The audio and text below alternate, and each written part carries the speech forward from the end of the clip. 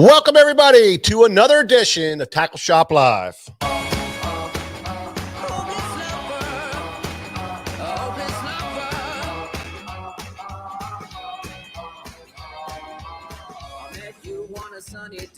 What's up, WB Jones? How are you, Scott Lockoff? Carlisle Esterly, how are you, buddy? Good to see you, man. Robert Donahue's in the house. John Pauls, what's happening, buddy?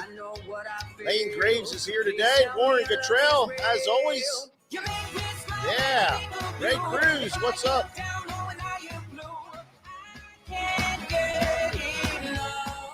Frank Garvey's here. Matthew Weimer, how are you, Matthew? Joseph Cascarino, what's up, man? Danny Pouse, how you doing, Danny? John Pennington's here. Mark, how you doing, Mark? Another great Thursday. Mike Barr, how are you, Mike Barr? A Maryland buddy. How's Troy LeFavor doing? Robert Betts is here.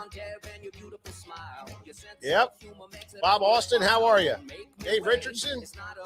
Charlie Shamball, how are you, Charlie? Man, we got a great crew of people here. Man, we got a good show for you tonight. George is back. He's going to be busting in here any minute. We're going to get the show going with him. He had his little vacation down in Florida, so he's back ready to go, raring for a great show. I'm sure it's going to be interesting with him. Conway, how are you doing? Kenny Clemmer. Stan Horn, what are you doing, Stan? Benjamin, what up, brother? Jeff Santangelo, how are you, Jeff? Yeah, we got a great show for you tonight. I got a couple of, I'm here with Nick. Nick's back in the house.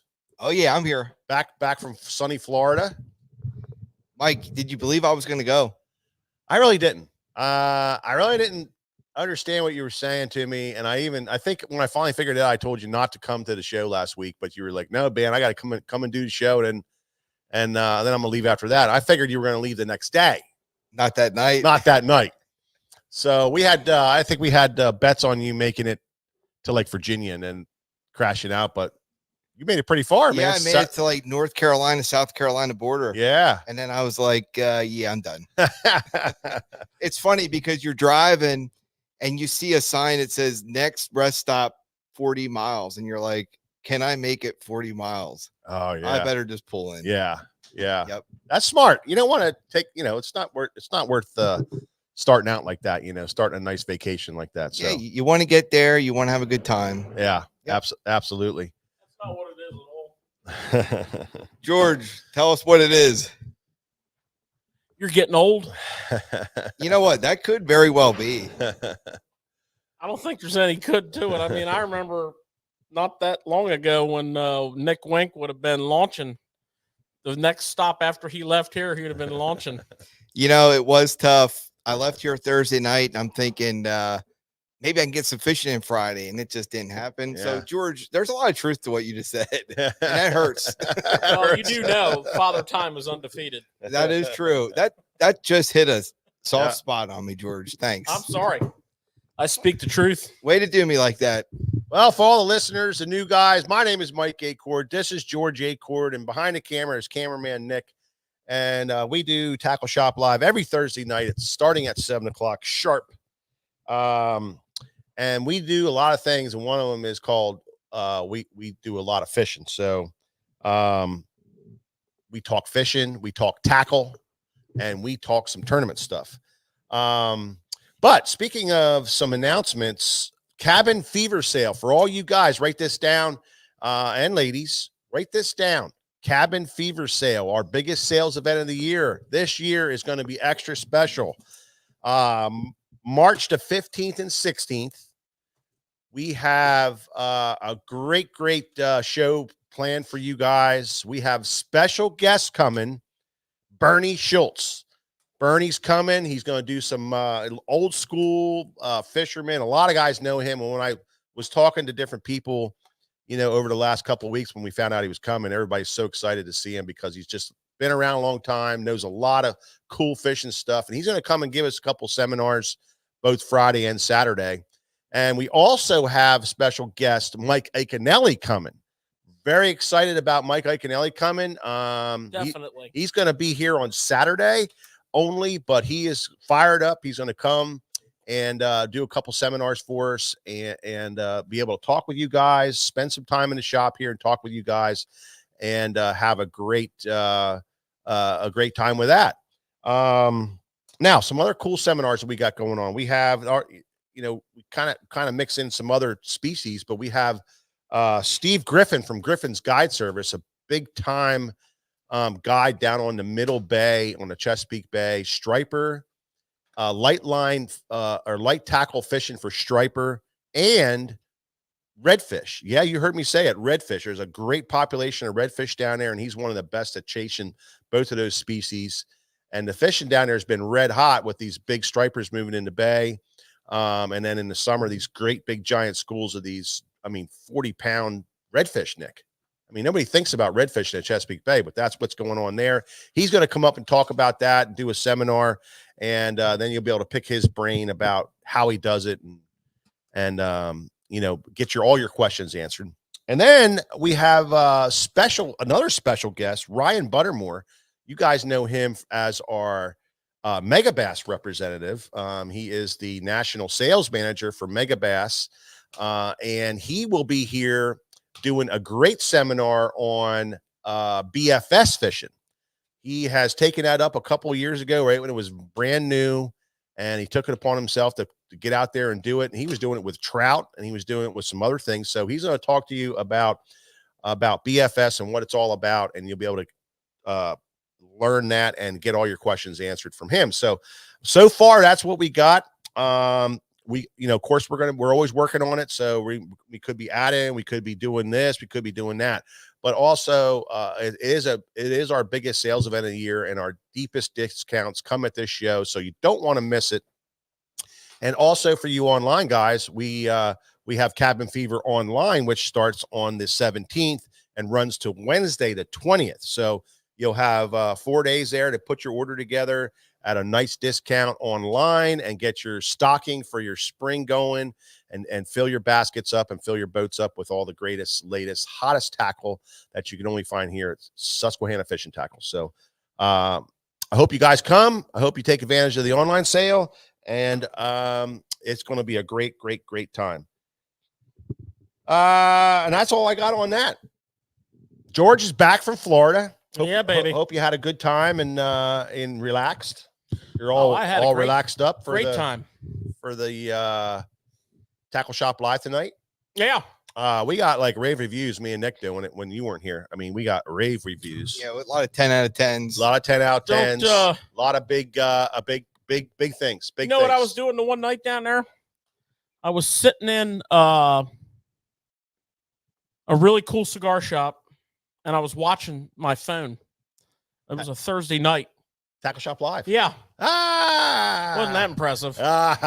Hey, we had Tucker Smith on there. We had Tucker Smith. Tucker was impressive, but you guys. Tucker was awesome. You guys were like lost dogs without your fearless leader here. I wouldn't say that. We did mess up on some technical information. I will say that's okay. But George, I'm back, baby. George, Mike did hit. We missed on some technical stuff. Yeah, just only George would have had. Yeah, but we had a great time other than that. Oh yeah. And the technical stuff, hey, we hit about 87% of that. Right. Listen, 87% is pretty good. You're going to go far in college with that score. I can tell you that. Today's world. Yeah. Be a CEO. Yeah. We should have had, actually, last Thursday, we should have had George come in. Well, he said to me, now here's what he said to me. He said, "Hey, if you want, I'll join the show." And I thought for a second, man, that'd be a great idea. But then I thought about George's technical abilities when it comes to the electronics aspects of would have been challenging, but of computers and computing and logging onto computers. So I did have some people with me that know what they're doing. That could have done it. They could have hooked me up. Yeah. Yeah. Well, the problem is that we do this show on George's laptop too, so that would have been a problem. Well, I was going to come in on the phone. Hmm. I was going to phone it. Oh, you could have. Yeah. Could have. I didn't hear any ding ding on the phone saying, "Hey, pick me up. I'm ready." Yeah. Once I reconsidered, I thought, you know what? Hey, George. I'm so good. Pretty cool though. You were listening. Did you get to see the Tucker Smith? I did not. Okay. The timing wasn't right for that. I had some other activities going on at that point. Nice. Yeah. Nice. But you can't. So in other words, you didn't watch the show. I watched some of it. Oh, He watched the best part, us. yeah, us signing off. Yeah. Yeah, pretty much. Us saying goodbye to everybody. We nailed it, Nick. Yeah. All right, so let's get this show on the road, and this is the best part of our show. We like to call this Tackle Talk.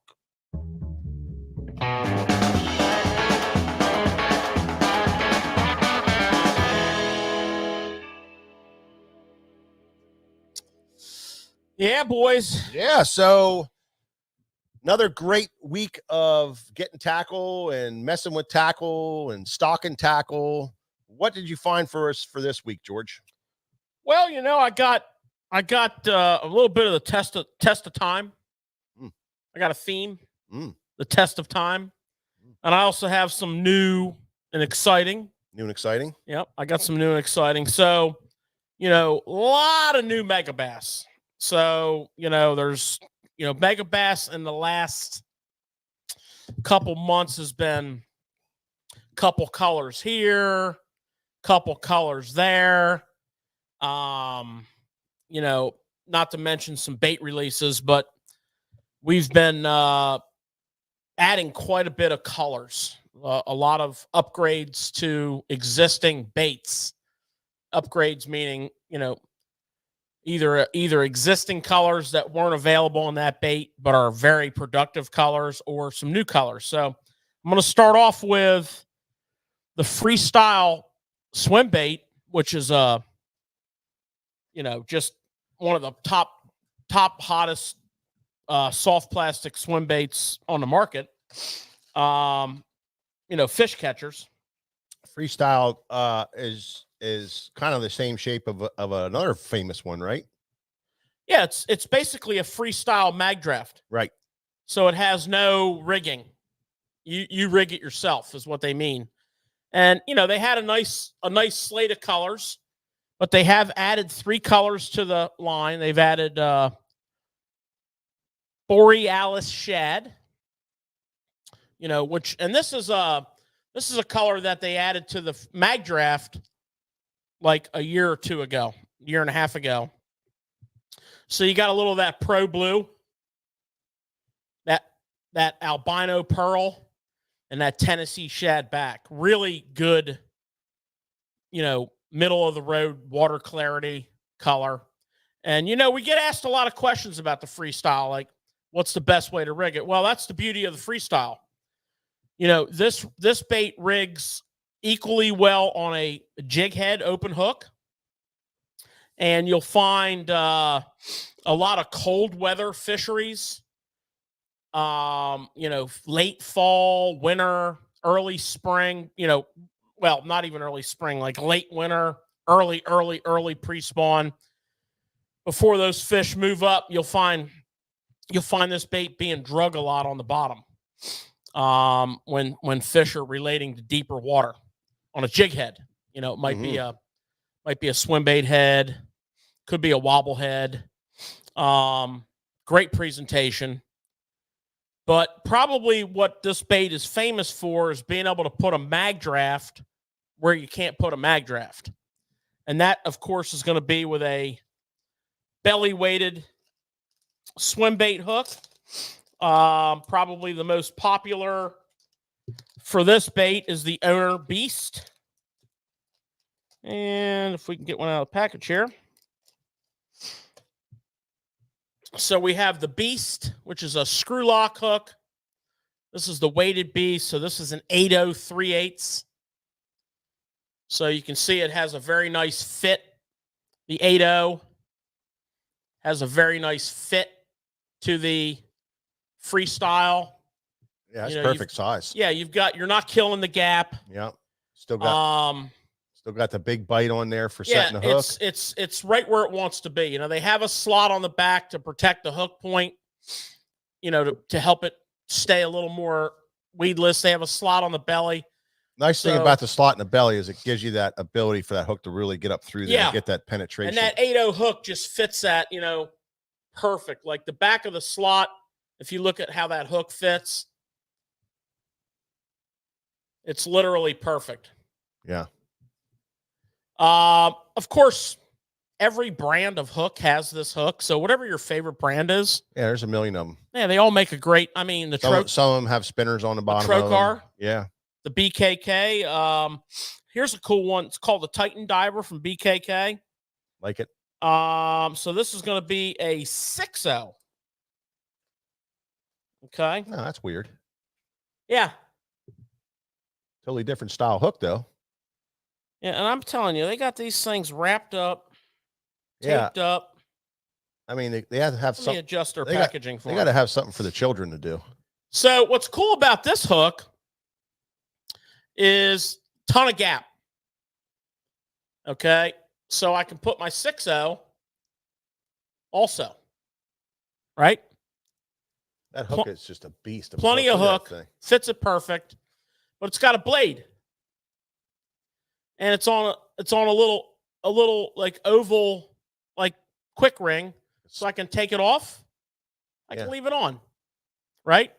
It's got a nice little silicone stopper here. Once I'm rigged up, I can slide this up against the bottom of the bait to kind of lock everything in place. Again, well thought out. Whatever your favorite hook is, whether it's a BKK, whether it's an Owner, whether it's a Gamakatsu, Trocar, Hayabusa, whatever floats your boat, right? Yeah. So we have Borealis Shad. We have Pro Blue Chartreuse. That's a pretty cool color. I mean, come on. You want a little bit of chartreuse in your life? You want to swim this through some grass? Maybe a little bit of chartreuse on a cloudy day. We got your Pro Blue Chartreuse. Hits all those notes. And then, of course, the Ghost Shad Solid. These are all colors that were new to Magdraft and became instant hits. They actually were Bassmasters Classic releases a year ago. Mm-hmm. And the Ghost Shad Solid, obviously, is the number one color in Megabass, which is albino pearl with fine dusty glitter. Great color. So we have 3 new colors in Magdraft Freestyle that, you know, I chose to highlight for you tonight. You know, the Magdraft Freestyle is one of our best-selling swim baits. Very, very, very good producing swim bait. So we wanted to highlight that for you tonight. Really like the way with those belly weights, you can throw it right in the grass and slow roll it through the grass, Nick, you know, and you can throw it right in a tree, you know, reel it through a tree. It's like George says, where the Magdraft won't go, this thing will, you know, you can really cover. Another thing about this bait this time of year actually is now you can slow roll it real slow across the bottom. You can these come in pretty heavy weights, and plus you can add weight to it, but you can slow roll it real slow across the bottom, which is a deadly technique in your late winter, early spring fishing, and you'll catch some monsters doing that. So it's just snag free fishing. Get the bait where you can't with a regular Magdraft, and slow it down and you see what it produces. You'll see. It thing's deadly. It's a deadly technique. Well, and you know, we're in prime swim bait season, you know, from now until post spawn. I mean, it's just prime time swim bait season. You know, you're going to be throwing the Magdraft in open water. You're going to be throwing the Freestyle in numerous circumstances that you might throw the Freestyle in one piece of cover. You might be fishing like a steep drop and bank and want to crawl this thing through some deep wood that you found on your 360 or that you see coming off the bank or what have you. So Yeah. it's good to have this thing rigged and ready because it's going to see a lot of use in the next from now until, post spawn. And those new colors, I thought were a nice touch. Yeah. Right. Yeah, absolutely. Absolutely. All right. So also highlighting some mega bass, and I wanted to do this the other week, 2 weeks ago, but I had too much tackle to go over with you guys. They make a killer square bill. It's called the S crank. 1.2, 1.5, and they even make a big old 2.0. We're going to focus on the 1.2 and the 1.5. Different bait, the S crank is just a big, wide wobbling, square bill. It's got that nice deflection off of wood. It reminds you of those big fat bodied balsa square bills. But it's got the mega bass touch. It's got the technology. It's got slight modifications to the body design to get the desired wobble.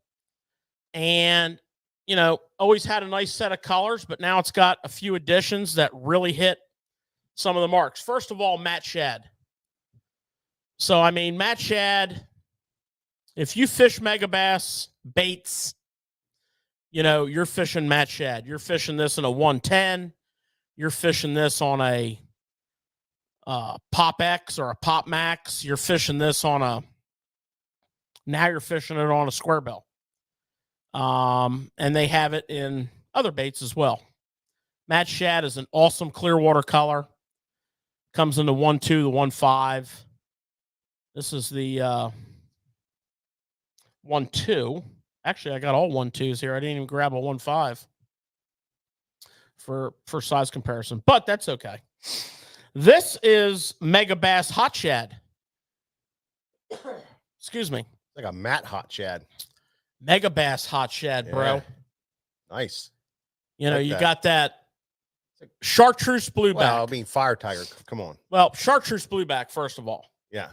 Chartreuse blueback, standard staple.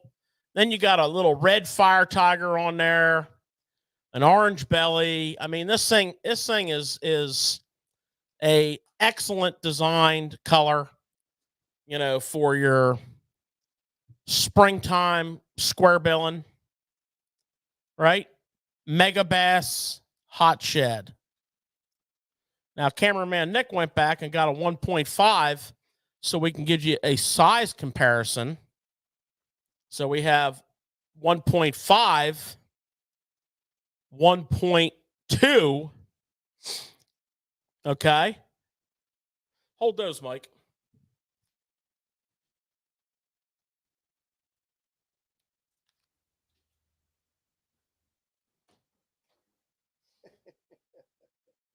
Look good, Mike. You look good. Oh, thank you. Hand model here. Thank you. There you go. Might as well go all in. Stack them. 1.2, 1.5, 2.0. 2.0 that's a chunk right there. Okay. There's baits, George. They've been around for a while, and I don't think people really realize how they hunt. That's a hunting machine right there. Well, I think a lot of people realize it, but those that don't fish it don't. No, that's what I'm saying. I think there's a lot of people that just kind of breeze over that crankbait and don't really realize what that thing's all about. That thing has a crazy hunting action to it. Yeah, and it's a wide wobble, and they designed that in that. It's a wide wobble, and they designed that hunt, that little bit of hunt to it. And I'm telling you, that thing is. It's also super buoyant, so it has that, that backup. Mm-hmm. That backup action, so you can bring it into your wood. If you feel it hang, stop. Somebody tell that bitch to be cool.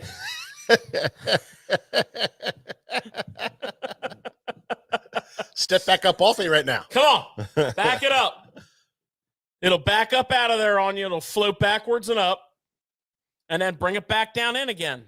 And that's what a buoyant wide wobbling square bill is all about. It's all about cranking wood, cranking rock, cranking grass. You know, we talk about cranking grass on this show a lot. For those of you who have not embraced cranking grass, you need to. You need to go back to the fall show. You need to go back to last year's spring show, or you can just wait a few weeks because I'm going to continue to talk about cranking grass because I love, if you're a tidal water fisherman, you're going to crank some grass. Okay? I love cranking grass. High tide, you know, inopportune times, it's a great way to generate some bites. Yeah. You know, and, you know, this bait's going to be tied up, laying on the deck. And it won't be your only crankbait rod for early spring, but it certainly will be a springtime favorite. Right on through the whole spring season, right into the hot months of summer. Obviously, in the dog days of summer, if you're a shallow, dirty water combat fisherman, that's, you know what I'm talking about. That's when you size up. You size up to the 1.5. If you're on a big fish body of water, you size up to the 1.2. I mean, the 2.0. Dirty, August, 90-degree surface temperature, 3 foot of dirty water, square bill and wood. I mean, ask Takahua. I knew it. I knew it. I mean, my man won the classic on that dog. Yeah. All right. Sidebar. Got off on the track there. Quoting movies. Yeah. Quoting Taco. Yeah. How about Phantom Green Crawl? I mean, Beautiful. clear water.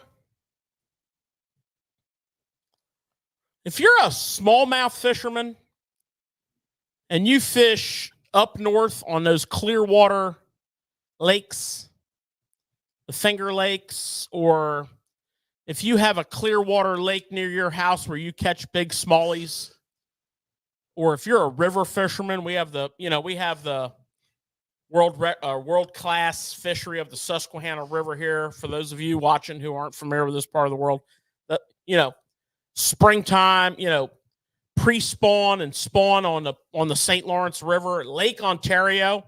For those of you that don't know, a little secret about Lake Ontario, if you get yourself up in about 6 foot of water and there's big flat rocks around, just tie that on. As a matter of fact, Bernie Schultz is coming to Cabin Fever Sale, and back the last year that they allowed, matter of fact, the last tournament that they allowed co-anglers in the elites, I fished with Bernie. And Bernie we were on Lake Ontario. Okay. Now, I already was privy to what Bernie was doing from my good friend, the Dean, Mr. Pete Gluzik. He schooled me on this years prior. Pete was on this shallow water Lake Ontario bite for a long time. Right after the glaciers formed it, he started cranking shallow. But Bernie was cranking an old, like mid-depth, small Rebel crankbait on these flat rocks in 2 to 6 foot of water, like big time. The only thing he didn't have was wind. And when the wind came up, he started banging fish. So you have a little breeze, a little wind. You're up there on Lake Ontario, and it's nice and flat rocks, big flat rocks. You might want to try a crankbait. Probably, I would venture a guess, few of you have. You're going to throw a spook. I hope Pete's not watching when I mention rattle trap. Pete's cranked every flat rock on Lake Ontario with a crankbait. Yeah. So yeah, here's another, like, I'll bet you didn't think about that. But when that water, around here in June, post spawn, July, when that water clears up, or if it's kind of dinging up a little bit before it gets real muddy. They will flat out destroy an orange-bellied crawfish crankbait. I mean, just destroy it. So I'm glad to see him bring in Phantom Green Craw. So your S cranks are the 1.2s are $18.99. The 1.5s are $19.99. A little pricey, but you're not you'll be very amazed at how well they survive. They do. They go through cover really well. Plus, it's shallow water, so I mean, you can get in there and dig one out. Oh yeah. You can get one of the Fraybill plug knockers. You can get. I'll tell you something that works great. Get a pack of number 5 Duo Lock snaps. Duo Lock means it opens on both ends. So a little snap opens on the back. That's where you tie on. Opens on the front. And hook the back, the little spot. Hook the little opening to a 2-ounce disc sinker. Like a flat, looks like a big giant lifesaver. No hole in it. And it has a little brass eye out of the top. And then hook the other end onto your line, get over top of your snag, and let that sinker bang down in there, and you'll get an amazing number of snags free. Right? Oh, telling you. The other thing is for and we've talked about this a lot is the pop, I call it the boomerang, because you get your bait back, where you get an armload of line out, load the rod, pop it. It'll pop that thing out of there almost every time. What you never do is reel down into a tree, think you're snagged and start jerking, because now you are snagged. And if you do that too many times with me, I'm not going in and getting it. I'm going to be mad at you. Are they silent or do they have rattles? That's a great question, Mike. Silent. Silent. And when would you use a clear bait as opposed to a solid color? So my rule of thumb on that is, if the water's clear or clean, I like a translucent bait, particularly if it's sunny out. Yeah. Now, if it's a cloudy day, then I like something that's a little more solid, because it's kind of opaque. It'll give it a little of a silhouette. Mm-hmm. So like cranking open water, like that Lake Ontario cranking I was talking about. That's crystal clear water. You're going to get a little disturbance from the wind. I like a translucent. I'm like I would start off with this Phantom Craw. And I would also have the Matt Shad with me. Mm-hmm. And, the thing about clear water, cranking clear water, and I think this is what's overlooked. And also, if it's cold, this counts when it's colder than you think. In clear water, fast retrieve. Don't give them a lot of time to look at it. Cause a reaction bite. So just picture this crankbait just zipping along, banging off of stuff, ricocheting, hunting, boom, right past that fish. That fish is going to react, especially if you catch them by surprise. They're going to react. They're going to eat the bait. So clearer the water, the faster the retrieve. The clearer the water, the more translucent your bait color. So the Matt Shads, the Phantom watermelons, right? Dirtier water, or, real cloudy day, the more opaque colors. Mega Bass Hot Shad. Just solid colors, Reds. Yeah, solid sided colors. Dirty water, spring, reds. Late fall, reds. James Hooks guy cracks me up. He says, my wife says I'm this is referencing your dirty, shallow water bite. My wife says I'm dirty and shallow, that he's a dirty and shallow man, but he doesn't think it has to do with the fishing. He doesn't think that's what it didn't mean that. My for wife fishing. says I'm a dirty, shallow man, but I don't think she was quoting you. Yeah, Well, I'm sure you catch a lot of fish, so maybe she was. that's hysterical. That's really good. Yeah, so that's some new S-Crank colors. And if you're a Megabass fan, I would encourage you to browse the Megabass pages on our site because there's all kinds of little trinkets like this sprinkled throughout the line. And you know what? In about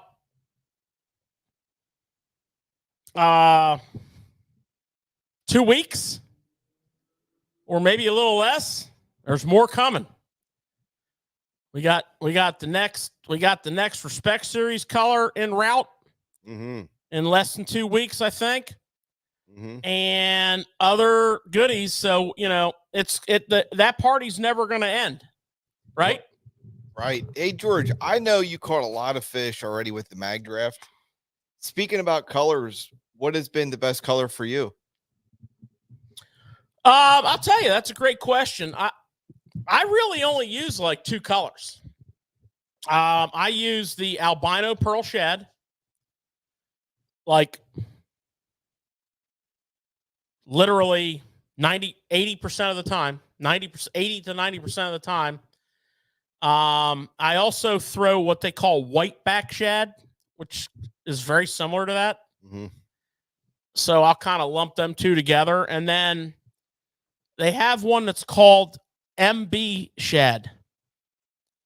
And it's kind of got that Borealis look to it.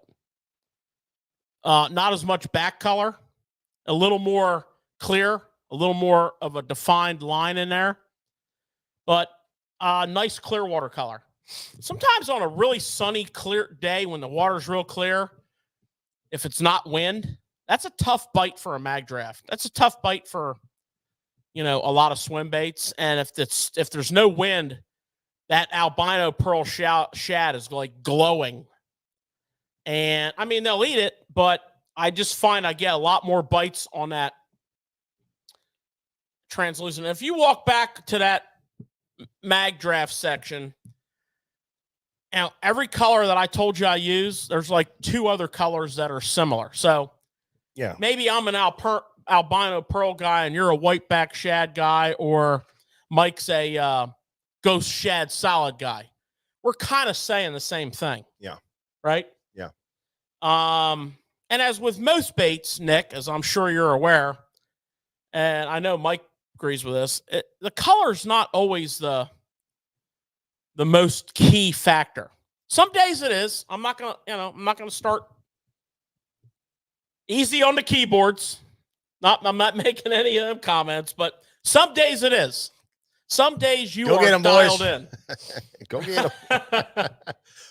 But you know what? A lot of times, and I'm a sayings guy, and I love to say things like presentation trumps color, right? Because I like to say trump. Trump's a really cool word. So presentation trumps color, and what I mean by that is, if I can put my cast in the right place and then retrieve my bait pretty close to correctly, I'm probably going to get bit no matter what I have tied on. Because most people can't put the cast there. So, talking about the mag draft is one of the things it's known for is its ability to be skipped. Well, you got to practice that, right? And if you have something that skips real nice, you probably want to be able to put it in places that you come across, like skipping boat docks, skipping moored boats in a marina. These are some things that will get you some really good bites. So, presentation to me oftentimes will trump color, right?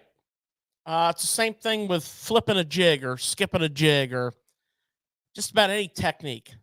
Accurate casting, proper angles. We talk about casting angles a lot. I don't know about you, but to me, almost every fish you catch has to do with an angle.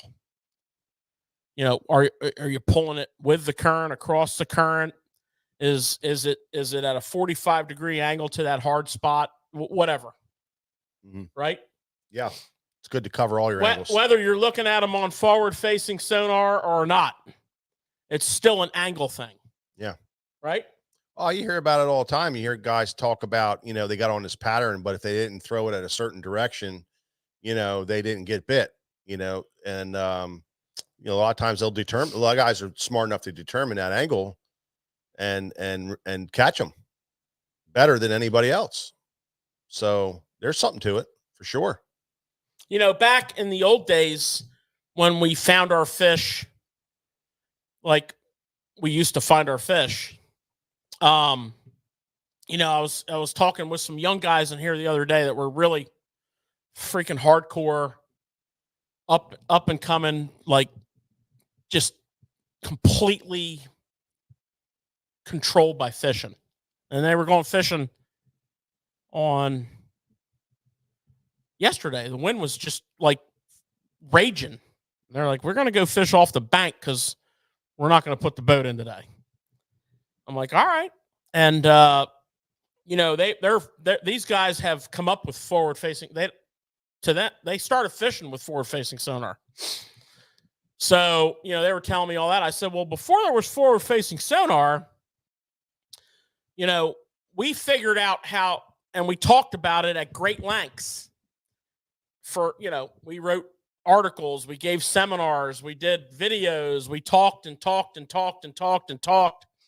about how, pre-spawn fish would stage on a point out at the mouth of a spawning cove. And if we found a hard piece of cover on that point, we could figure out, was it the first point or the second point? How deep, and we could get a pattern and we could run that pattern. And that's how we caught our fish. And, they were like, well, how come that doesn't work today? I said, it does. It works great. It's deadly. But the reality of it is that as good as we were at that was like the right thing to do about 10% of the time. Turns out the other 10%, 90% of the time, the fish were just like either suspended or randomly moseying around with bait with the groceries. I said we used to find suspended fish with 2D sonar, and before that with flashers. We had a little light flashing at the bottom, and if we had any other little light that flashed between there and the top, that was a fish. And then we would loop around, kick a buoy out by our boat, triangulate that spot. Yeah, no GPS. Okay, because there was no GPS. No mapping. So we marked that suspended fish on our flasher. And if it was a big wad of bait, we're like, oh my God, we're going to kill him, right? And then we would proceed to crank that place, or I said if it was like cooler temps, we'd get right on top of them with a Hopkins spoon. These kids like, what's that? I'm like, it's a jigging spoon, 3/4 ounce piece of shiny metal. We get right on top of them, we spoon them. Deadly. One of the things that we always thought was that the fish were always on that hard spot or on that point, and that the fish just waited for the bait fish to swim by, and then they would fire up and you would catch them. And you just, you ran your spots hoping to hit one of them feeding frenzies, during that thing. That's how we thought fish back in the day. That's how we fished those spots, and we thought the fish were always there. They were either biting or they weren't, because the food wasn't there. They were waiting for the fish. Because that's why we always said, hey, find out what depth the bait fish is in, and then go into your point. If bait fish is at 15 feet, go into your point and make sure your casts go in and you fish at 15-foot depth, because that's where the bait fish would swim by. They would fire the school up and you'd catch them. That's what we always thought. Well, now with forward facing, we know that wasn't necessarily true, that the fish were following the damn schools around, and then when they would finally get onto the point, you'd catch them. There's still great areas. They're just not there most of the time. And they're going to go there and feed like crazy, because it's an ambush point, and they can pinch the bait in there or whatever. And there is some fish that are there. There's always a couple. There's always a couple there, but we find out with forward facing now that the masses are out kind of cruising. Well, it's funny you guys talk about this because Aldane's just did a video looking through the pros boats on the elites. Oh, and some of them had $50,000. Yeah. But Ike and Ellie, they get to his boat, Yeah. and he's like, "Look, I'm old school," and he opens up his back lid, and he had the electronics, Yeah. but he opens up his back lid, and there's marker buoys. He still has them. He's like, these kids don't even know what these are. Yeah. Amen, brother. Amen. But that's what he still uses sometimes. Absolutely. Yep. Absolutely. That's you heard Hackney say it today. He said, "I'm out there fishing," and that's kind of what we did. We went out fishing. We went out fishing, and that's how we established what these kids are establishing with their forward facing. We established it with all means possible at the time, and buoys were a big part of it. Oh, the buoy was. Kick a buoy, George. Kick a buoy, buddy. Yeah, Mike and I would get up to our area that we kind of had. We had a game plan on. Yeah. I mean, it was like we huddled up. We came up with a play we were going to run, and then we would start dissecting this, offshore stuff that, quite frankly, just wasn't getting fished. Yeah. Back in the day. And we always started off by having one or two buoys on the front deck. And the first thing you would do when you pick the trolling motor up, you'd undo the lead wraps around the string, right? So you'd undo that and set it there. And then, if you got bit and it was promising, you just kick the buoy. That way you knew I need to keep the boat right here. You didn't put the buoy on the spot. Right. You put the buoy where you wanted the boat. Yeah, where you want your boat to go. So when you kick that buoy in, because if you're out not that far offshore, you are not where you think you are. Yeah. More than one cast. Well, you can, like those angles, you could be off on that angle very easily without having that buoy defining exactly where you're at, and you wouldn't get that angle on that spot. The funny thing is George, with his 10% of the time, and they really took the 10% of the time and they put it to like 80% of the time now. Every cast is going to that fish's face. Right. But you guys had the right idea. You just didn't know exactly what you were casting every cast. It was fishing. Yeah. I mean, we caught the hell out of them. And, if you think about it, what was one of our famous things that we all said back in those days? I had like an hour of awesome bite today.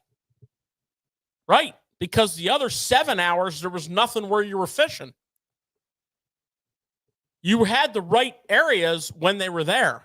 It happens a lot in tidal water where forward facing doesn't really play in a lot of our shallow water, tidal water situations. And we get these windows. We always talk about figuring out the tide. And we call them trends. So in tidal water fishing, you'll get if you're lucky, you'll figure out 2 different bites a day.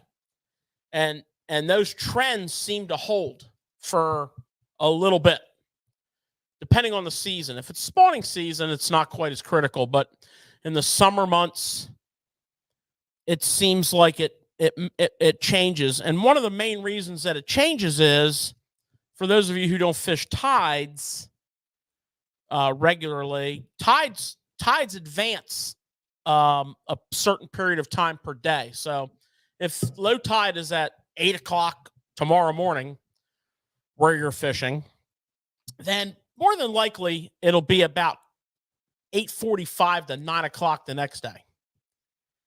And then more than likely it'll be at 9:45 to 10 o'clock the next day. And the reason these trends are short-lived is not only is that tide that they prefer changing, the movements of the bait fish are why they're there, but as that sun changes, by the day getting later, that might change the bait positioning. So those are just some theories about why these trends but usually you get on trend, it lasts a couple days. Or close enough. In tidal water fishing, it's very evident why you're not catching fish in those primo areas for all that other amount of time. They're not there. They go out and they move off of those areas when the tide gets to where it's not serving their purpose. If there's no more bait coming by, being pulled past them on the tides, you know, they got their feet in. Yeah. They move. And guess what? You talk about, I hear it all the time. Oh my God, the fishing pressure on that bank over there every weekend. Well, I mean, rocks and wood and grass don't feel fishing pressure. There's no fish there. The only time the fish are getting burned up is when there's fish there. And they're only there a couple times a day because they move off. Well, so, you know, yeah, a little different thought process. Well, I was with Van Dam fishing tidal water down at the Potomac, and he was saying just that, how the fish, he calls it floating. They float with the tide. You know, if it's not the part of the tide where they're eating, they'll just float up with the water up, you know, up out in the middle of the channel. They'll just float up with the water, and then they just float back with the water. And then when it gets to the tide where they want to feed, they slide in and they eat. And he was basically, yeah, like if you're lucky 2 times a day when they eat. Yeah. Yeah. They're really eating. No, exactly. You know, and he said, you know, what we call crazy Ivan.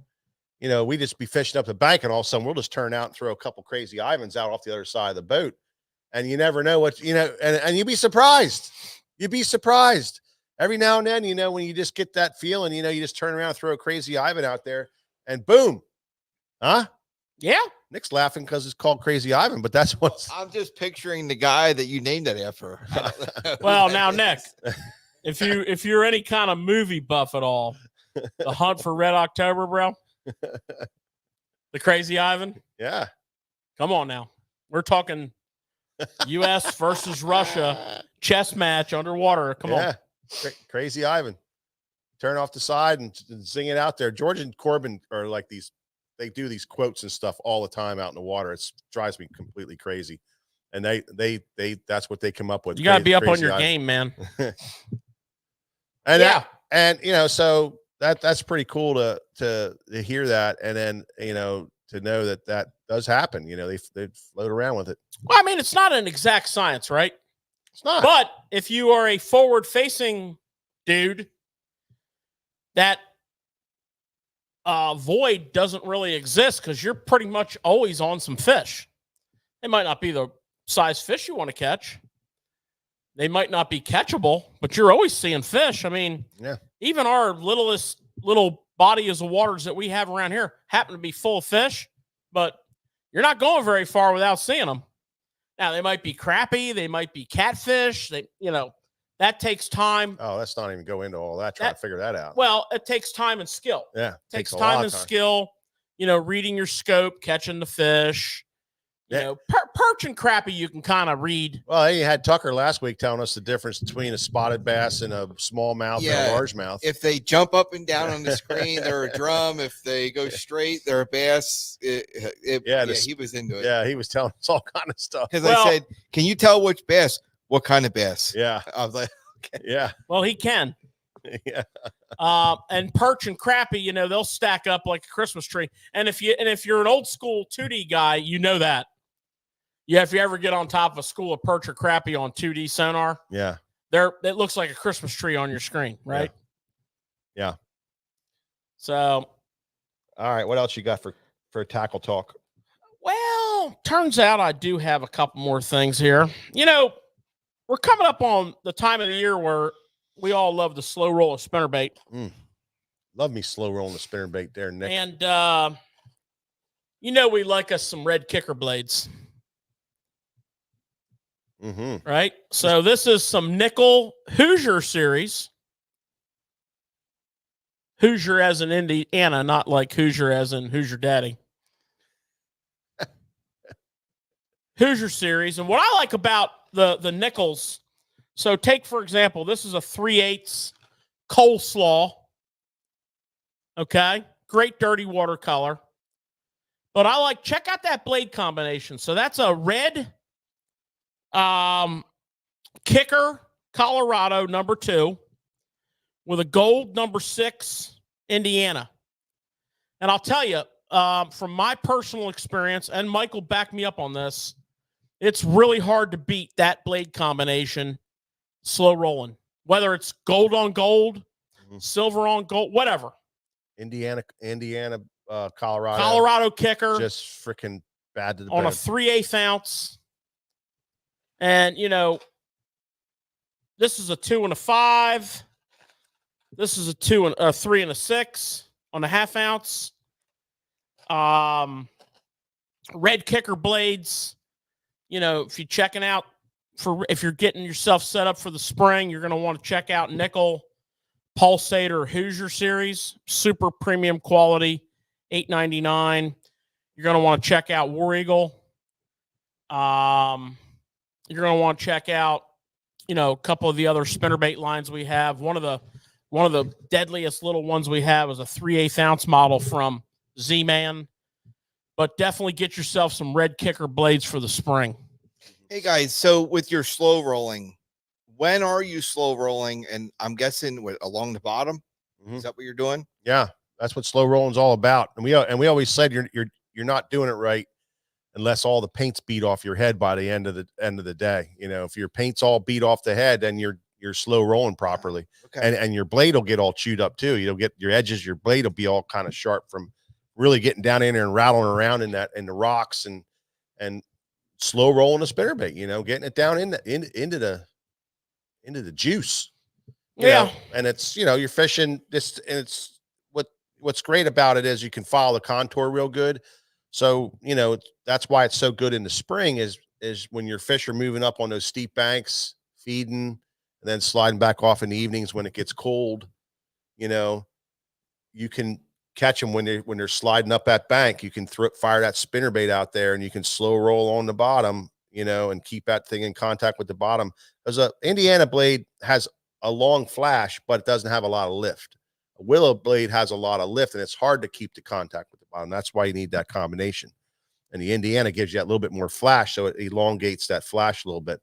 But yeah, it allows you to hug the bottom and control the depths and fish those creek channel swings like this before the fish really move up onto the points or back into the staging spots. They're just sliding up and feeding when the water gets warm, and then they slide back down for overnight, and then they slide back up in the morning, or you know, when the sun gets on the bank, and that's what they do. And a slow roller spinnerbait can do that very well. Yeah, a lot of guys will like to slow roll like a pair of Colorados, and you'll notice let's say you take a 1/2 ounce Hoosier series. Okay, you got the 2 Colorado and the 7 Indiana. Take that Indiana off and put a 5 Colorado on there. Okay, you're going to notice a big increase in thump. Okay, because that blade's more cupped, it's rounder, it's grabbing the water harder. It's going to cause that bait also to lift. So you're going to notice, you know, in slow rolling more than a few feet deep, you're going to be a lot of times 1/2 and 3/4 ounce. One of the tricks we've always talked about to give you versatility with your spinnerbait, and it's really critical when you're slow rolling, especially if it's a real cold, kind of cold front situation. You want to make that bottom contact. Always carry a pack of 1/8 ounce little rubber core sinkers with you, and pinch one on the hook shank behind the skirt. And that'll take that little bait and put it up around, 5/8. Right? Now, if you put a willow leaf on there, you'll get, like Mike said, a lot more flash, but you won't feel as much vibration. So your willow leaf is always traditionally your clear water flash. Your Colorado is your dirty water, most thump, and your Indiana is like a hybrid. You know, it's kind of in between. And Mike and I have really gravitated to it because that's the blade combination that Hank Parker won all them classics was, and we were very learning our spinnerbait game then. So we built our spinnerbait game around that blade.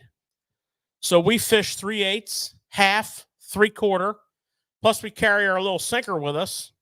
If you look at our hog collar page on our website, you'll see the Susquehanna custom color of green pumpkin.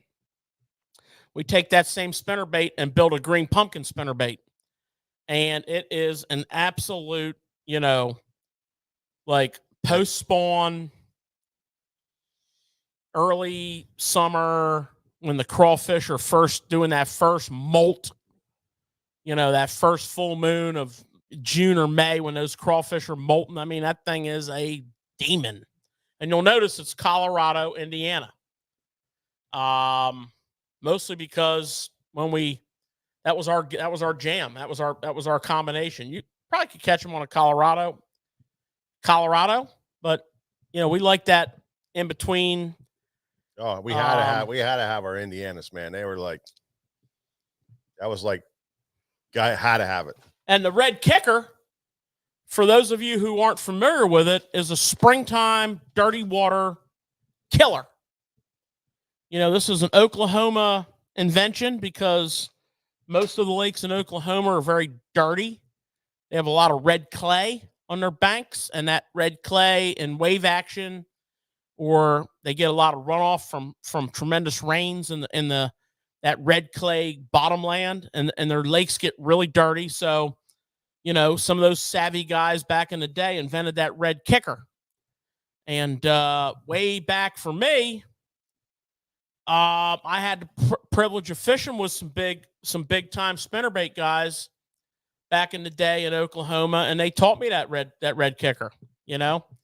Guy by the name of Alan McGuckin taught me that blade back in the day. And it's everywhere I go. I fish. I like to fish a lot of tidal water. I fish a lot of Susquehanna River smallmouth. Early season, I'm a red kicker kind of guy. If it's dirty, I believe in it. I think I get a lot more bites. So check out that Hoosier series. We're going to feature them tonight because nickel spinnerbaits, which are made in Georgia, which is part of the United States of America, they make an awesome spinnerbait. Their quality is second to none. And, we promote them a lot on here because they own dirty jigs. You guys like dirty jigs? Nichols makes those. In case you're not familiar with Nichols, you kind of are, because they make a lot of Boogerman buzz baits. Nichols makes those. Right? Zal Dangerous structure spoons. Nichols makes those. Right? So they're very quality oriented, and you'll catch a lot of fish. The blade wire is just the right thickness where it's a balance of maximum vibration and a good durability. If you get real stiff, thick wires, you don't get a good vibration, and your catch rate goes way down. So check them out. That's one of our tackle talk items tonight. Yeah. Right? Love them. Love them to death. So Nick, in the winter, late winter, when you're starting to get fired up to fish. Now, obviously, you're a year-round guy, but you still get that, cabin fever sales coming up. We're starting to see a lot of people in here that are coming out of winter hibernation. Foaming. There's a lot of foam in the mouth. They're foaming at the mouth. We have towel dispensary right there when they come in because they're just ready to go, man. They can't take it no more. They can't take it no more. Cabin fever is in. We can spy it a mile away. Well, who can blame them? I mean, they're 2 Elite Series tournaments in. They're watching all these bass being caught, and they're like, "Oh my god, I got to get in this." Yeah, it makes you crazy. So, with all that being said, what's that big ticket item that you want to get? You're fired up. You want a new rod and reel, right? I definitely always looking for a rod. Everybody, this is the time of year that you get that one combo that you're kind of eyeballing and getting ready for. Well, yeah, because you got that new technique, that you're wanting to try, and you're getting more specific, or you're building your arsenal, and you want to keep going. Absolutely, and if you're a champagne guy that's maybe on a beer budget, let's try to do one memorable combo rather than a handful of rods at, the sports show, buy one, get 5 free, or the $49.99 special that you're not going to like. So I got the test of time written down here. Wrote down the test of time. And I picked out 2 that I'll put up against anything made by any company today. And one of these reels, if not both of them, the judges will rule in this favor. I got one from Daiwa, and I have one from Shimano. And I have, in the Shimano platform, I have the Metanium. A little pricey, $439.99, but I would like to make an argument to you that you will forget about the price of this reel forever. And let's see, this is 2024. In 2030, when you're still fishing this and it's still as sweet as it is today, smooth, you'll forget all about that $439.99. This baby's lightweight, 6.3 ounce magnesium body, right? And it's got the micro module gearing. It's got a high quality drive gear, a high quality pinion gear. I mean, these guys developed this technology. This thing is rigid. It's got a big, heavy duty bearing carrier side plate, not your traditional side plate. Look at this. I mean, that whole thing is one piece. This whole piece is one piece. And then you got this big bearing carrier that goes in there. Rigid, centrifugal braking system. I mean, this bad boy is the jam, right? We're not going to totally break it down to the last degree, but it's got all anti-rust coated bearings. It's got 6.3 or 6.2, 7.1, 8.1 gear ratios, right hand, left hand. It's like 6.5 ounces, 6.3 ounces. It's got perfect line capacity for almost every technique. Carbon drag. I mean, it's the bomb. It casts like a bullet. It's the bomb, right? And then from Daiwa, in that category, we have the Zillion G. Right? Talked about this reel on the show here. Actually did a video casting this reel. Like bombing a trap with absolutely zero thumb on the reel. Just cranking it. This is the Mag Force system that Daiwa was so famous for. This is their really lightweight spool. You know, like the Shimano has the MGL spool. This is like MGL, I don't know, 3. This spool over here is the Duraluminum, which is their really lightweight spool. Good casting performance. 8+1 bearings. I mean, all the gear ratios. 6.3, 7.1, 8.5. Double bearing supported pinion gear. I mean, we got them right here. Ford versus Chevy. You'll remember these things for a long time. So if you're craving that new outfit, you got to build it around the reel. And rather than go out and get yourself a whole boatload, get yourself one that you're going to cherish for the next decade. Right? Absolutely. Decade plus. Yeah, I mean, 10 years is nothing for one of those. The reels. Zillion G from Daiwa and the Metanium MGL from Shimano. I like how you say that, George, because as we've been doing all these shows, whether it's Bass Fest, Smallmouth Saturday, Cabin Fever, people always come up to you and they talk about the investments they made in their gear and how long it's lasting them. Mm-hmm. That's a big deal. Yeah. I think you hit the nail on the head. Get what you can, get a great setup, because there's lots of rods out there that you can generally use for many techniques.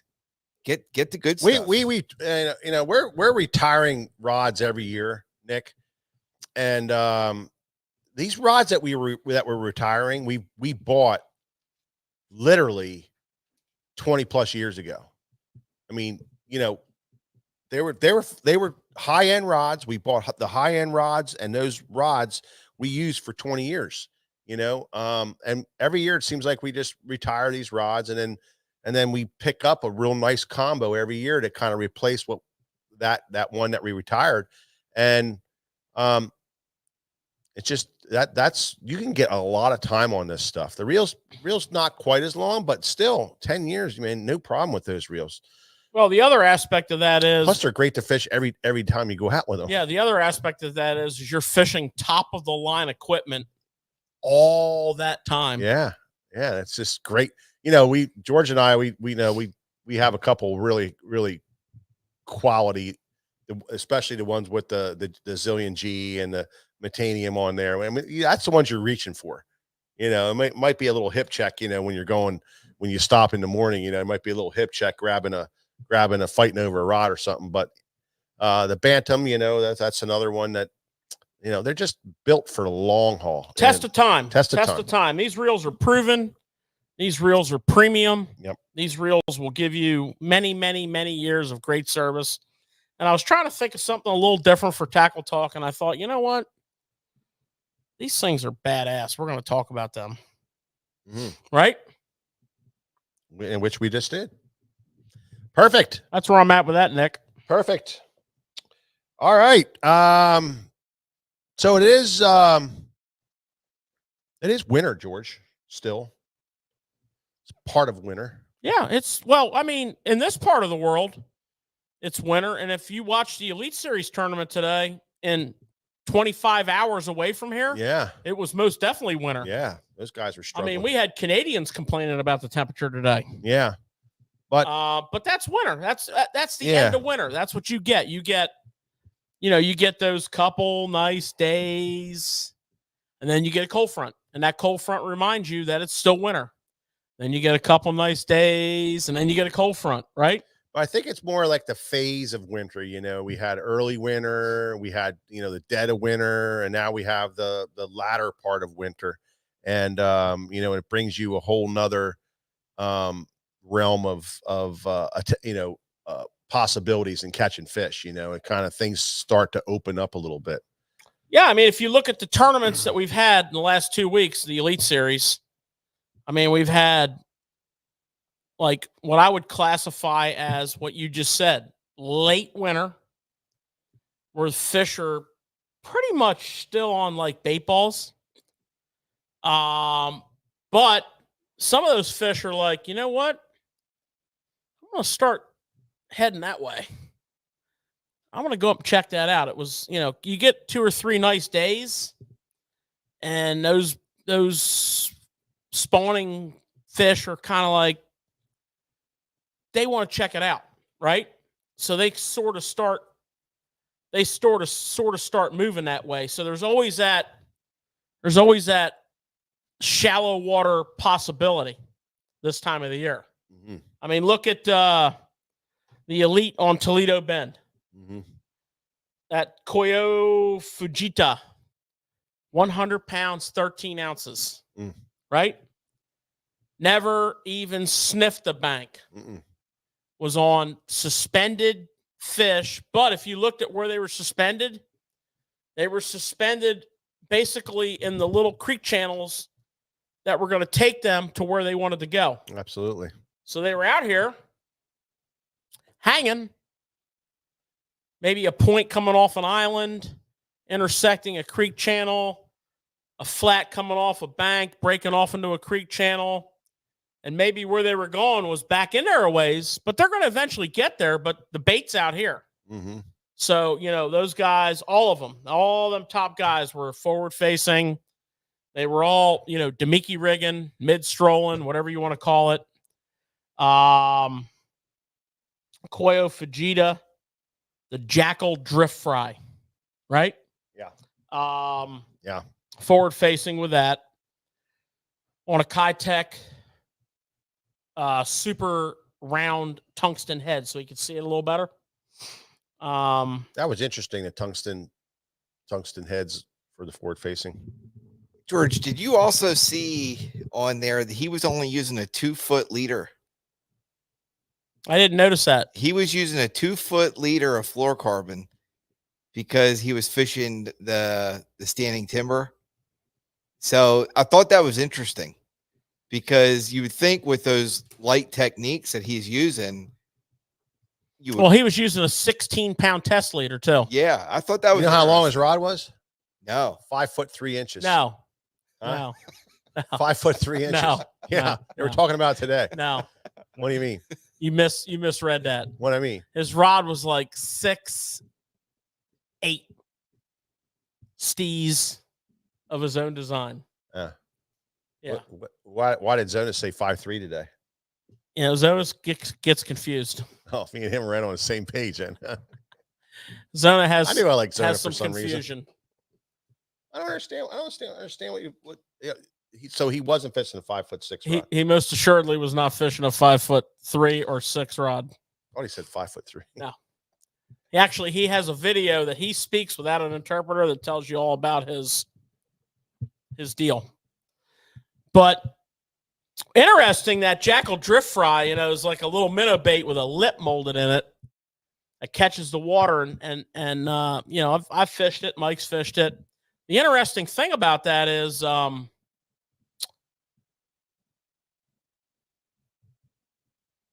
like there's a rigging location for the jig head hook to come on. And there is a rigging location below that, like a hole where you'll put your nail weight. So if you wanna like do a true like hover rig with a 90-degree hook and put your lead inside the bait, it's all kind of laid out for you. So you're not like tearing it up. We'll talk more about the Jackal drift fry in a couple weeks. See how it holds up. You know? Today, look at today. Like here we are back in the winter, right? Today they started the Lake Fork Elite and it's freaking winter, right? They had a warming trend that ended. They had the big cold front come through. They had cold day today. Look who caught them. Well, what's neat about this Scopers. What's neat about this time of year is you always hear guys talk about the move up, you know, and late winter there's two types of move up. There's a move up where they're going to move up to feed, and then it gets cold at night, and it's like an everyday occurrence. It warms up in the late morning and mid afternoon, and the fish move up and they feed, and they're feeding. They're excited, you know, feeling good, and then the night comes and it gets temperature drops 20 degrees, and then those fish just back off, and then they start doing their thing out there. And then there's the move up for the spawn where there are, you know, as they're moving up, they're kind of moving into what that means is they're moving in to go into spawn. So they're going to go in and lock on to a piece of bank and make a bed. So this isn't the move up we're talking about. You know, the late winter is the move up where they're stationing themselves, get close to where they want to move up to spawn, but they're moving up to feed. They're pulling back. They're moving up to feed, you know, so you can catch them deep in the channels, but you can also catch them kind of rolling up on those channel edges in the afternoon. Yeah. And you know, depending on your latitude, like the Fork tournament, you know, they're a little farther south, central, and those warming trends are a little more pronounced. Yeah, advanced. So they had fish on beds today. Yes. And you know, they came through this cold front. The bed bite wasn't great, but now they have the 3 days of stable weather coming. And those guys up on the bed fish, their fish are coming to them. Right. So you watch. Tomorrow's going to be a very interesting day to watch. Today there was 14 bags of 5-fish bags over 30 pounds. Like we talk about the dirty 30, and like once every 10 tournaments, somebody weighs in 30 pounds. Incredible. Maybe incredible. Once a year, somebody weighs a 30-pound stringer. You ever get close to it, Nick? Oh yeah, every time I go to Blue Marsh, No, but George, I got to ask you. So I'm watching these guys weigh in today, and they kept saying, the fish could move up to where I want them to be. Do you think the odds are in their favor? Yeah. Yeah, I do, because, generally the first wave of fish are the biggest, oldest fish. So if you're like a Brock Mosley, or if you're a John Cox, if you're a Greg Hackney, or one of these guys that has invested today into sight fishing, you've kind of staked out your turf and you've kind of let it be known to the rest of the field, I'm fishing here. You come up in here tomorrow and we're going to discuss some things, because I laid claim to this. And the reason I think some of those guys were willing to survive today is they know what's coming tomorrow. They know what's coming on Saturday. They know what's coming on Sunday if they can get there. And, you're going to see tomorrow or Saturday a 40-pound bag, right? This close. They were close today. Yeah. Taco Ito 39.1. Yeah. That's pretty close. Pretty damn close. Well, you're going to see it. And the reason you're going to see it is to answer your question, Nick. I do think they're coming. And, there's another aspect of this where those guys said they're getting to where I want them to be. Not necessarily up on the bank, but a staging location on the way to the bank. You notice Lee Livesey, who's a legend on that lake, knows more about it than everybody in that field put together. Did terrible today. But you saw he kept pushing the envelope, and he even said, I'm about 2 weeks off of this being right. But he knows if that group of fish stages on a whatever piece of cover or whatever piece of structure he's fishing, it's, 10 minutes, 40 pounds, right? So. Yeah, but it won't do him any good now. Right. Yeah, somebody just posted 20th place, or 20-pound bag gets you 69th place today. Yeah. That's crazy. Well, you're not out of it. You're not out of it. Top 50 fish on Saturday. And, not everybody's going to repeat what they did. That guy, yeah, he's in 69th place, but if he catches 33 pounds tomorrow. That's a good point, because if, we talked about this earlier, some of those guys that caught your 30-pound bags, they had 5 or 6, 7 bites today. Mm-hmm. They might not get those 5, 6, 7 bites tomorrow. Exactly. Well, and it was interesting to watch, because we had, last week's tournament was 100% spinning rod, Demiki rig, mid-depth strolling. Today we had that. We also had glide baiting on a screen. So yes, forward facing, but forward facing with a 6-ounce glide bait.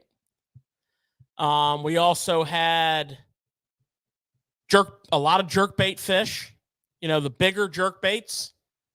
That big Kanata +1 was playing today. We had a lot of, flipping up shallow on bedding fish. So, we got, as fans, we got to see, at least 4 different ways of cracking the puzzle today. The only thing I really didn't see was anybody cranking that much. And we may see that. But tomorrow is going to be very interesting, because we're going to have a little warmer temperatures tonight, and then tomorrow is going to warm up into the 70s. And those fish are going to start feeling it. They're going to be like making their move, right? Marching to a new beat of the drum. 10 pounds, 9 ounce was the biggest fish. But if I'm not mistaken, there was 2 fish over 10 and numerous 9s. Yeah. And like 8s were just like. Yeah. The first fish Zal Dangerous caught this morning was a 5.5, and he goes, awesome fish, but it's going to be my smallest fish in my bag. Yeah. It's crazy. So there you go. That's Elite on fork. And you know, it kind of got me thinking today, fellas. You know, I love me some shallow water late winter fishing. You know, you'd be amazed at this population of fish that live in 5 to 7 feet of water all winter, and how sparkly they get when you get these kind of conditions. Like we're going to have coming up in our neck of the woods, like they're going to have in their neck of the woods, and like other parts of the country are going to experience. And you'll be amazed at, and there's so many ways to conquer that puzzle. Mike and I were talking before the show, like,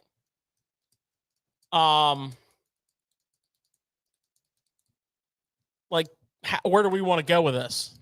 Yeah, because it's a lot to digest. And I said, you know, one of the things I love to do in late winter, I love to fish grass. And now by late winter, I mean around here, I mean now. I love to fish grass. And Mike's like, yeah, we do like to fish grass. So let's talk a little bit about, you know, what we're watching on these elite tournaments versus what we are all going to do. Because this weekend, we're going to be in the midst of a nice little trend in the weather.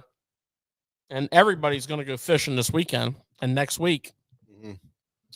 You know, and yeah, I said, you know what? Yeah. Now, this is not like how the only way to do it, but this is what we like to do. And one of the things we really like to do in that grass is yo-yo. Water's cold. You want to give those fish opportunity on the drop, right? Mike's big on it. Yo-yo and a bladed jig. Mm-hmm. Yo-yo and a bladed jig. Generally speaking, heavier, okay? You're going to want like a half ounce because you're not really necessarily retrieving this jig as much as you are lifting it and letting it fall. You're not ripping it. You're swimming it up and letting it fall. You're just rod tip up, let it fall. Boom. Rod tip up, let it fall. And a lot of times you go to pick up and there's a fish on it. It's a dynamite technique. So you can keep your boat moving along, and you can, you know, experiment on that grass. You can look for, you know, the spot on the spot. You can see if those fish are active. You can see if those fish are there. You can see, you know, because you're covering water. You know, it's exploring the situation, but with a technique that produces really well. Yo-yoing a chatterbait. Yeah, and you'll see where there's spots that are more greener than other spots, and that are maybe a little thicker or maybe a little sparser. But you know, so you got to keep all that in mind while you're looking. And that's what I was going to ask you guys: is there certain grass you're looking for? You know, because this time of year, you're looking for your greenest grass. You know, that's a big setup for you. You know, that's kind of, you know, green grass makes oxygen, and the dark dead grass, you know, isn't the greatest for that. So those fish will just kind of move in there and kind of gain in around there. We talked about it a couple shows ago about, you know, finding that grass, you know, finding that early grass and when it's really good. I like to look. I like to start my look where that flat that grass grows on drops, because those fish are in a up and down moment. They come up, they go down. Mm-hmm. They don't have to. They're not coming way up on those flats this time of the year. They winter up on those drops. They winter up in those troughs, those ditches. Yep. And when you get this little trend, everything spurs up. The little bait fish spur up in the grass. The grass spurs up, and they come up in there. And it's nice to have this yo-yo situation because it allows you to keep your boat moving and keep looking, right? Your GPS is kind of tracing that edge. You get a bite, you drop a waypoint. You're just kind of exploratory, right? Or kick a buoy. No buoy kicking in this situation. No buoy kicking. That's called advertising. Okay. You get up on that grass kicking buoys, and you might as well just put a big old sign up that says, please come over and cast here, right? You'll notice in my boat, my buoys are all painted black.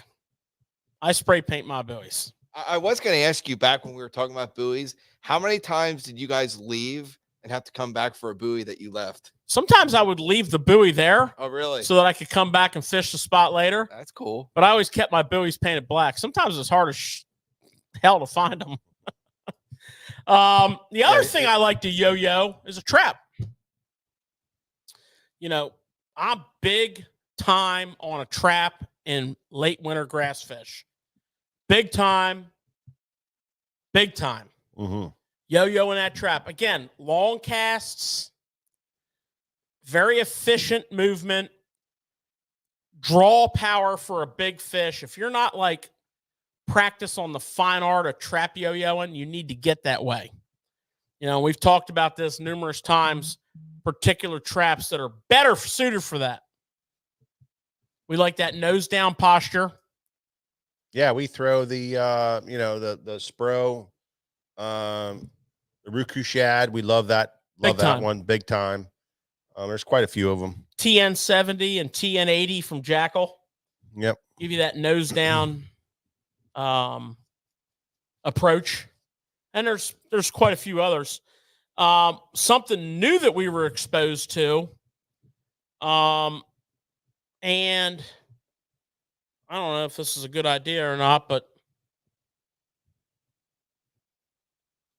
we're going to catch some hell over this. But so this is a Nomad Vertrex. And this is the Vertrex trick. So the Vertrex has a treble hook here and a treble hook here. It's a TPE plastic, right? Over top of a metal core body. This is heavy. This little bait right here is a 1/2 ounce. So here is the trick. You take your line tie on the back, you take your pliers and you bend it sideways like that. Right? So the line tie was this way. We bent it like this. See it? And then you thread your line through the line tie, which I'm going to do backwards because my hook is already tied on. So now your Vertrex is free sliding on your line. No hooks. And you tie your hook on and just skin it in there. Just skin it in there a little bit. And now you can yo-yo this bait in some nasty cover and not get snagged because there's no hooks on the bottom. So it's kind of like a dense, silent, soft-bodied trap / blade bait. And it is deadly. And it's called the Vertrex trick. And you can also swim this through some grass without snagging as much. And it's pretty badass. Mm-hmm. Nomad Vertrex. The Vertrex trick. Probably going to catch some hell from a couple of guys we know for that. Had a couple people. But, if you don't want it out there, don't show me. A couple people asked me to ask you guys, are you ripping that through the grass or are you doing it on the drop there? I want it in the grass. I want to snag grass on every drop. I want that bait grabbing grass. This is grass that's left over from the year before in most cases. Once you progress a little farther here, it's going to be like a a fresh growth, which is going to be real short grass, kind of crisp feeling. But yeah, I want to make contact with that grass. Let's remember what we're doing. We're finding creek channel edges with the flats attached to them, and we're fishing where that grass gets real close to that creek channel edge. You know, there's not going to be a lot of spots like that. There'll be places where it pulls away, Or ditch, you know, or ditch, or same difference. something. But you're looking for deep water close to that grass, you know, and it's money because it's not the spawn move up, right, Nick? It's a feeding move up. That's what late winter for us is right now. Not what those guys are doing down Lake Fork. They're kind of a little bit past where we're at now, and they're kind of waiting for the move up for the spawn. So they already kind of made their one little move, and now they're waiting to make their next move up to the we're talking about coming out of the winter, you know, doldrums, and now they're going to start sniffing around for eating up, getting ready for that spawn, finding those little edges, finding the trails into where they're going to go spawn, and setting up somewhere out there, and then finding bait. So, you know, along those creek channel edges, find the grass. Hopefully, and usually you'll find bait in that grass. That's just a gimme. So, and then you're casting back in that grass, and you're ripping your baits through that. You know, you're yo-yoing them up, but you're snagging the grass and yo-yoing them up. And like George said, sometimes speed too. You know, you'll be surprised how, you know, sometimes you have to rip it up out of there, and that triggers that bite. But you know, you're yo-yoing your baits through there. And then, like, I think George is probably going to go here next is jumping with the jerk bait. You know, it's another great time of the year to fish that jerk bait right on that grass. Great time of the year. You know, I mean, Yeah. I mean, there's a couple things that you need to have laying on your front deck when you're going to do this kind of fishing. You need to have your jerk bait out. And there's a couple other rods, which I'm not going to go into, but you also need a jig, because what's going to happen is you're going to encounter some specific hard pieces of cover. It may be something you see on your electronics, like a piece of wood or a rock, but you're going to want to explore that with a cast or two. So nothing says hello, Clarice, like that little jig in that winter cold water. That big old largemouth is just sitting there minding his business. He wasn't buying that trap. This thing comes down. You spy this on your 360 or your graph of some nature. This thing comes down and rattles around that area. Boom. So I like to explore any piece of cover. So I always have my jig. And for me, you know, because it's early, I need some finesse options. Yeah. You know, Brother Mike here taught me a long time ago the power of the big TRD. Yeah, you're looking, somebody's asking about water temps here. I mean, you're looking, you know, this is that 39-degree water temperature, you know, into the 40s. You're not quite there yet for the spawn. You're you know, for the fish to think about moving up for the spawn. Not even close to the spawn. You know, you're 30, might be 45. You're Might be 45, 46. It depends on the weather pattern. Well, I'm just saying that you're talking, you know, at nights, you know, it's cooling down, and then their temperatures are 39 to 45, 46 degree water temperature. That's kind of where you're at. And then the early spring comes, and then I think it goes from that, you know, mid 40s up into the mid 50s. You know, and water temperature is important, but what's even more important is what the water temperature is doing, which is why we started this whole conversation off by highlighting the importance of the nice trend coming out of this cold front. We're using this elite tournament as an exact mirror image of what we're talking about. They had a big badass cold front. This is what they did today. Now these fish are going to start pushing. Now they might get knocked back down again, but they're going to start coming up, and that's what we're doing right now. We're looking for these fish that are pushing up. And I don't know what their water temperature is down there. It's probably back in them pockets, it's probably going to be 60 something degrees. You know, around here, you know, we're going to be 40s, you know, but the important thing is what's that water temperature doing, not necessarily what it is. But, you know, having those couple rods prepared as you're doing your exploration there, you might get out on that drop, find some cover on that drop and want to explore it slower. And, you know, this is another one of the baits that I like to carry. Mike turned me on to this when the TRD first became a thing, the big TRD on the power head. This is a cold water killer. Fish catching machine right there, man. Might not be what we catch all our fish on, but we might spy a little piece of wood on a drop and put this on it and catch a few fish.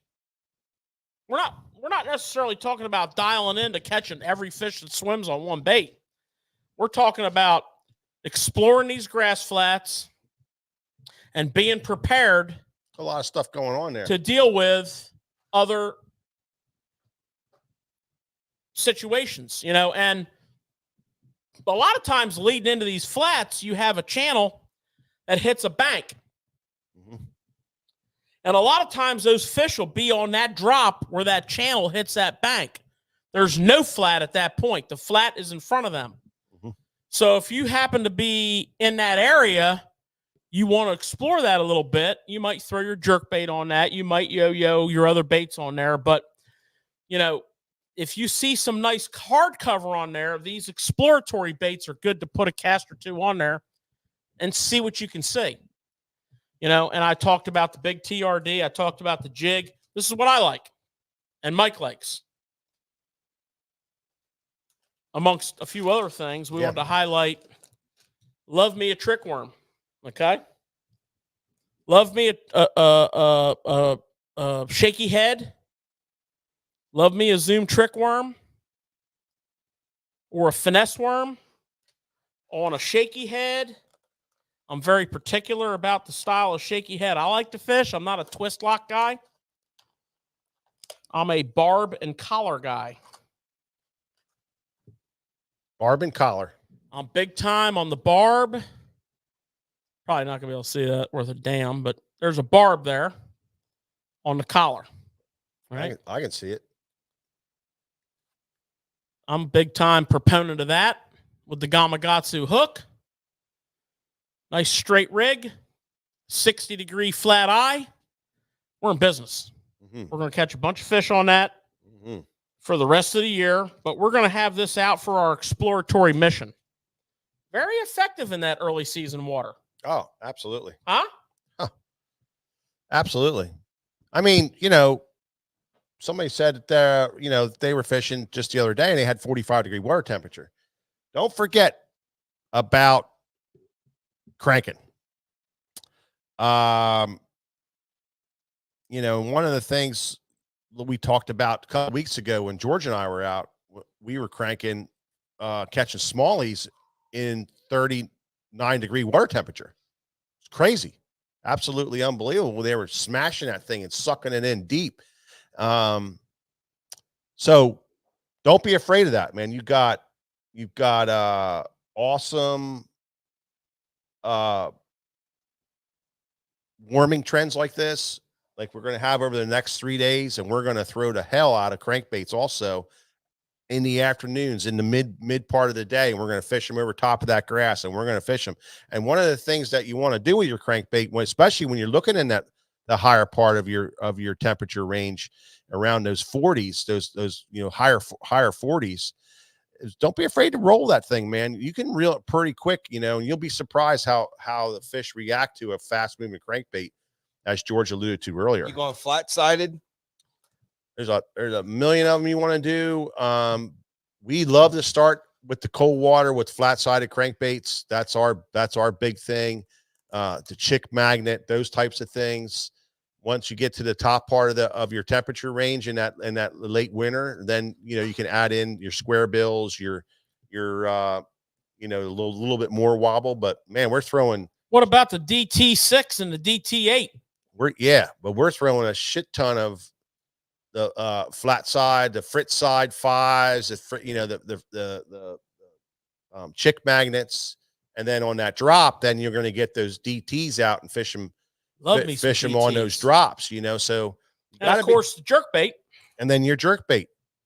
The beautiful thing about a jerk bait, Nick, this time of year is the speed in which you can fish it. You can fish it at all different speeds. You can figure out what they want on it, but you can fish it on over top of that flat and bring it to over top of the drop, and you can really work it and mess with your cadence when you're jerk baiting.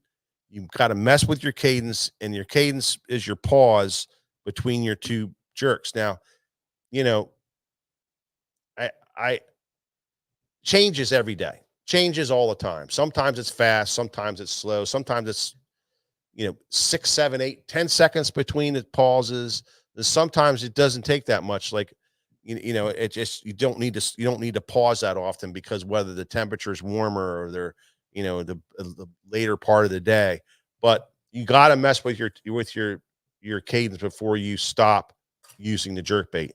You got to mess with your speed with the crankbaits before you stop throwing the crankbait.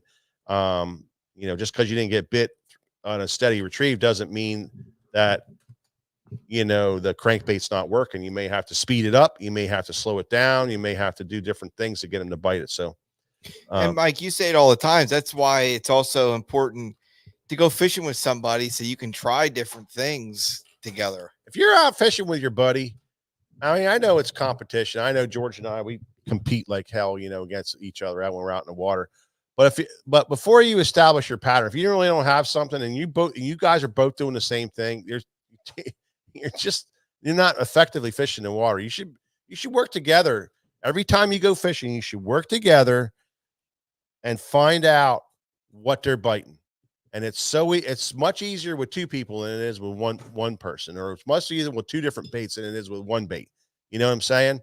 So yeah, don't get competitive till after you figure the bite out, and then you guys can get all competitive and stuff. But figure out what the bite is, and be meaningful when you're trolling along with watching your graph and looking for those little offshore sticks and those little logs that may be jammed on that creek channel drop. Look for that little hard little rock pile that might be along there, because they're all magnets. The sticks and the logs and the rock piles are magnets for them to skid on to move up to the grass. That's your sweet spot on a spot, your sweet little area. That's where George is going to hit the old waypoint button, and then we're going to fish it, and then we're going to come back to it like 5 times that day, as those fish are moving up, because you got all new fish moving into that stuff. So when you guys brought up the jerk bait and you're talking about this late winter, are you throwing a suspending jerk bait? Are you throwing a +1? Are you seeing fish really come up for a suspending jerk bait, or are you going down to them a little bit? You're going to do everything. You're going to throw, it just depends on what the bait's doing and what the fish, because you can get there in the morning, first thing in the morning, and those fish just aren't pulled up yet. They're still kind of off the edge of that drop off. So you might have to start out in the day with a +1 or even a +2, especially on some lakes that I fish. You might have to start with that deeper bait to get down there, and your cadence may be way slower. You may be dead sticking that thing, letting it lay there, get it down in front where you think the fish are, get it down in front of them, and just let it sit there. And then as the day moves and you get up to where they're coming up into that grass, you may go to a regular size lip, and your cadence may speed up a little bit. But 99.999% of the time, it's a suspend and jerk bait. Whether it's a deep lip or a shallow lip, that's whatever the conditions call for. And whether your cadence is fast or slow, that's what the conditions call for. So, but that 39, 40 degrees, it's nothing to leave them set 8, 10, 12 seconds between your next movement. Yeah, I mean, primarily, You know, we're talking to kind of put a bow on this real quick because we're about ready to shut her down. You know, we're talking about fishing grass in late winter. Narrow focus, grass flats, adjacent to drops, which may be a creek channel or a ditch, in late winter. Catching a nice weather pattern, which pushes everything alive and pushes everything up, and searching that with a yo-yo technique on a chatterbait and a lipless. We went over the Vertrex trick. We also have at our ready for us the jig, the big TRD, you know, for those bigger largemouth bites that we're looking for, and the shaky head. Obviously, that's not going to be our sole limitation, but that's our go-tos. We always have the jerk bait ready. You know, we're always Vision 110, HT Edo, Tennessee shad, ready to rock. We're always looking at our screens as we're doing this.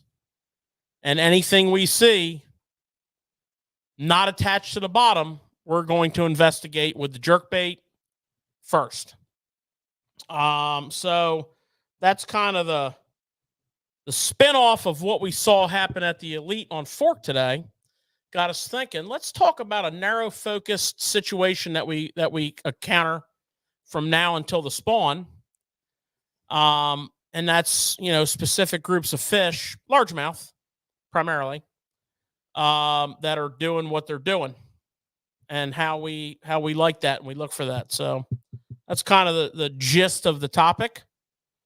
We're gonna continue to watch tomorrow, learn some more tricks. Yeah, I do have, guys. That's going to be exciting. Before we get out of here, I do have an interesting story for you. Come across this in my research from the Fishing Wire. We got another guy shoving weights in fish. Kidding me. We got him. They caught him? Oh, they got him. Oh, largemouth bass or walleye again? Neither, and neither. Oh, no. Crappie. Crappie. Not a crappie guy. Bobby Parkhurst. You've been called out. Oh, no. Bobby Parkhurst, who, by the way, has been convicted of 5 felonies since 2019. Oh, jeez. So we're talking full-blown individual here. Why is he even allowing them in the tournaments? High character guy. My man turned in a 4.7, no tournament. My man turned in a 4.07 white crappie.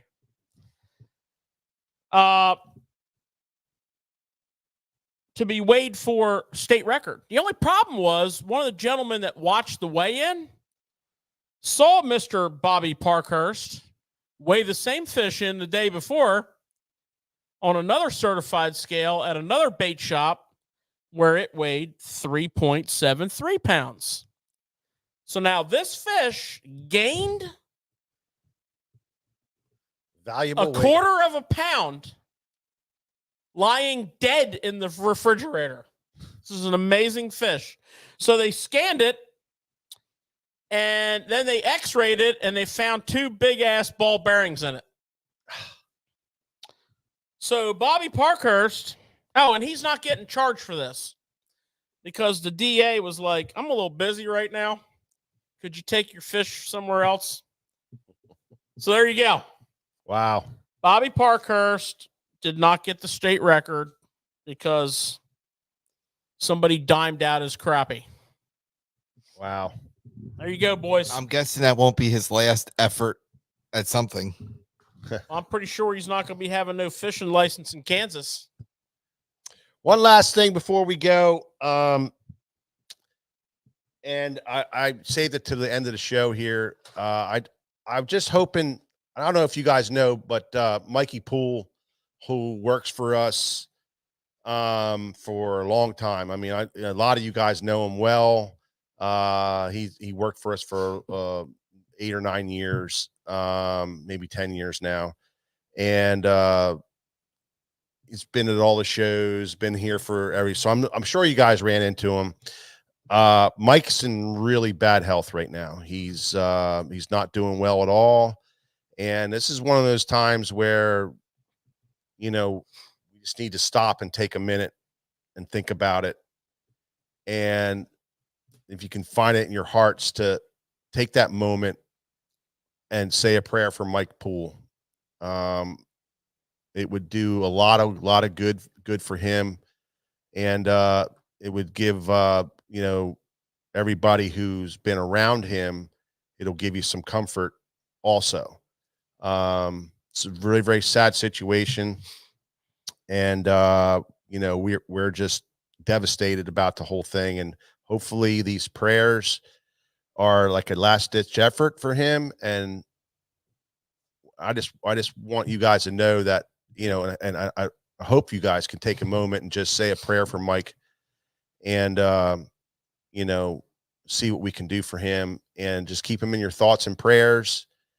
I'm going to go in tomorrow and see him, and I'm going to tell him that you guys are going to pray for him. And I know that the fishing community always pulls together, and you guys are always the ones that we can always lean on in these times when it's tough. We've had some tragic things happen this year so far. This is another one of them. Hits pretty close to home for George and I. Oh, they all do, but this one, you know, especially. So, just give him a thought, give him a moment of your time, give him a prayer, and think about Mike Pools these next few days, and remember him for, you know, and just remember the good times you had with him, and you know, hopefully we can pull him through this really bad situation. So, thank you guys very much. And thank you for stopping by Tackle Shop Live, and we will catch you on the next one, which is next Thursday.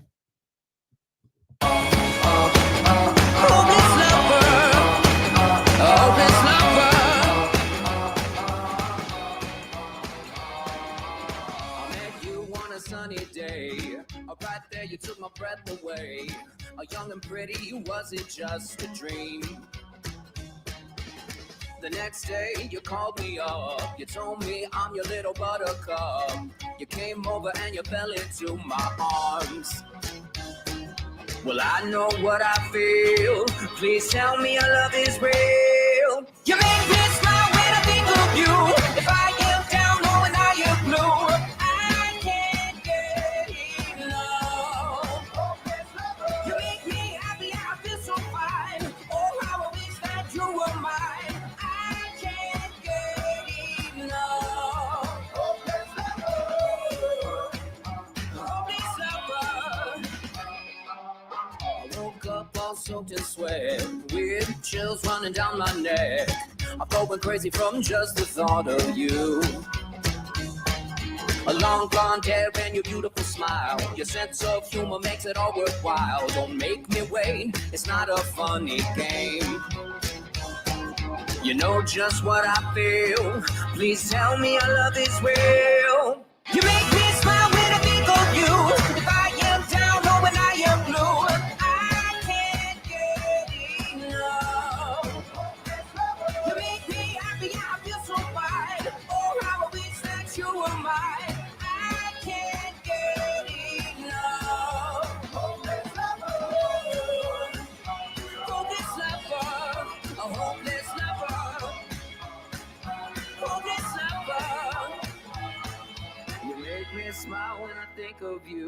If I am down or when I am blue, and I can't get